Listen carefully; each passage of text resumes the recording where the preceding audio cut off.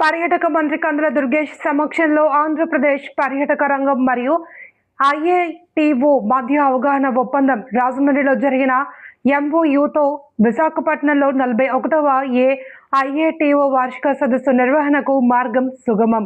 41వ ఐఏటిఓ వార్షిక సదస్సుకు విశాఖపట్నం ఆతిథ్యం ఇవ్వడం ఆంధ్రప్రదేశ్కు ఎంతో గర్వకారణమని తెలిపిన పర్యాటక మంత్రి కందుల దుర్గేష్, ఆంధ్రప్రదేశ్ రాష్ట్ర పర్యాటక రంగ ప్రమోషన్ మరియు డెస్టినేషన్ మార్కెటింగ్కు మరింత ఊతమిచ్చేలా ఓ కీలక పరిణామం చోటు చేసుకుంది.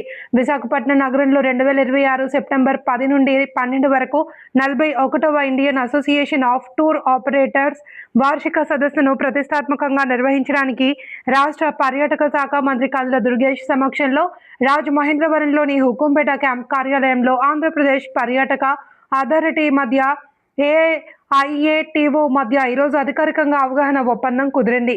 ఈ సందర్భంగా ఆంధ్రప్రదేశ్ పర్యాటక అథారిటీ సిఇఓ ఏపీడీటీఎస్ ఎండి ఏఎల్ పద్మావతి, ఐఏటిఓ జాతీయ అధ్యక్షుడు రవి గోసెన్ ఈ అవగాహన ఒప్పందంపై సంతకాలు చేశారు. అధ్యక్షులుగా ఉన్నటువంటి ప్రెసిడెంట్గా ఉన్నటువంటి రవి గోసైన్ గారు, అదేవిధంగా వైస్ ప్రెసిడెంట్గా ఉన్నటువంటి సంజయ్ గారు, రాజీవ్ గారు, సునీల్ గారు, ఈ నలుగురు అయోటా నుంచి వచ్చారు. అయోటా అంటే Indian association of tour operators, దాన్ని అయోటా అని పిలుస్తుంటాం. దాంతోపాటు మన ఆంధ్రప్రదేశ్ రాష్ట్ర టూరిజం తరఫున మా ఎండి గారు పద్మావతి గారు ఇక్కడ పార్టిసిపేట్ చేస్తున్నాం. ఇవాళ ఇది ప్రధానంగా ఒక పెద్ద కార్యక్రమానికి సంబంధించి పర్యాటక రంగంలో ఒక ఎంఓయూ చేసుకోవడానికి వారు ఇక్కడికి రావడం జరిగింది. ఈరోజు మధ్యాహ్నం వారు ముఖ్యమంత్రి గారిని కలిసి వచ్చారు, ముఖ్యమంత్రి గారితో కూడా మాట్లాడారు.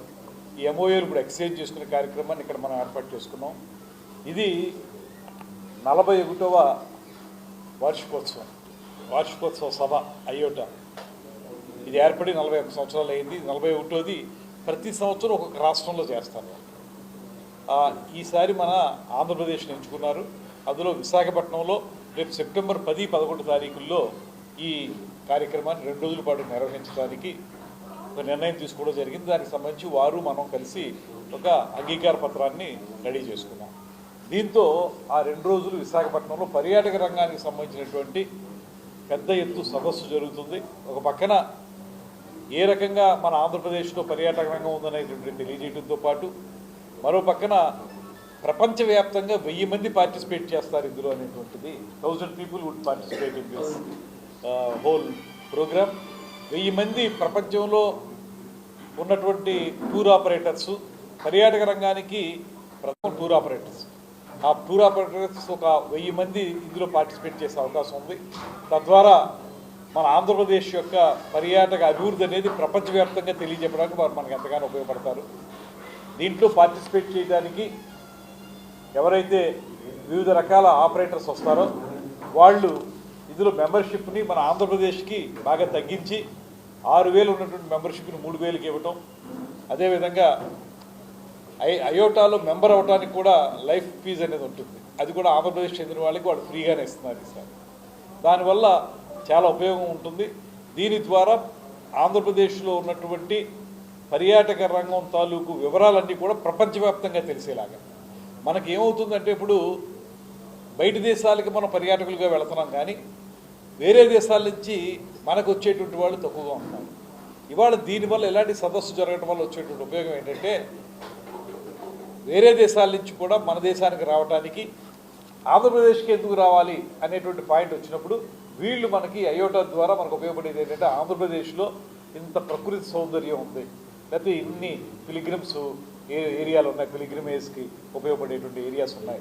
అదేవిధంగా ఈ ప్రాంతంలో 1054 కిలోమీటర్ల పొడవునా కూడా సముద్ర తీరం ఉంది, వెల్నెస్ సెంటర్స్ ఉన్నాయి.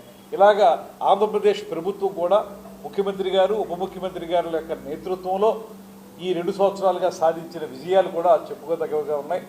ప్రైవేట్ రంగంలో రమారమ ఒక 20,000 కోట్ల పైబడి మనం పెట్టుబడుల్ని ఆకర్షించగలిగాం. దానికి కారణం ముఖ్యమంత్రి గారు టూరిజం ప్రో రాష్ట్రంగా ఆంధ్రప్రదేశ్ని తయారు చేయటం. దానివల్ల ఈ సదస్సుకి చాలా విలువ ఉంది. ఈ విలువని కాపాడుకునే విధంగా మనం కార్యక్రమాన్ని నిర్వహిస్తున్నాం.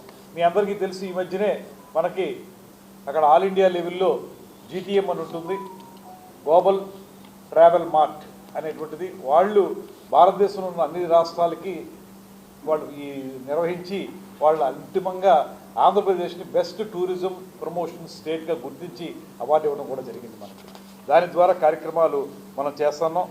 దీంతో ఇందులో వచ్చేటువంటి వాళ్ళు పార్టిసిపేట్ చేసేవాళ్ళు ఎవరంటే ఇన్బౌండ్ టూర్ ఆపరేటర్స్, ఇక్కడ తీసుకొచ్చేటువంటి వాళ్ళు, డొమెస్టిక్ టూర్ ఆపరేటర్లు, అదేవిధంగా మైస్ సెంట్రల్ ఆపరేటర్లు, హోటల్ యజమానులు, ట్రావెల్ నిపుణులు, పర్యాటక రంగ పెట్టుబడిదారులు, మీడియా ప్రతినిధులు, ప్రభుత్వ ఉన్నతాధికారులతో కలిపి రమారమి 1000 కంటే ఎక్కువే ఇందులో పాల్గొనేదానికి అవకాశం ఉందనేటువంటిది అంచనా చేస్తున్నాం.